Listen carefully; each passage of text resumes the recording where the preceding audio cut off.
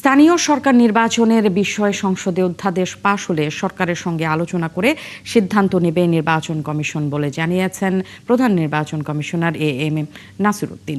সকালে রাজধানীর আগারগাঁওয়ে শেরপুর আর বগুড়ার নির্বাচনের মনিটরিং সেল পরিদর্শন শেষে একথা বলেন তিনি। বলেন, বগুড়া ও শেরপুরের নির্বাচন ভালো হচ্ছে।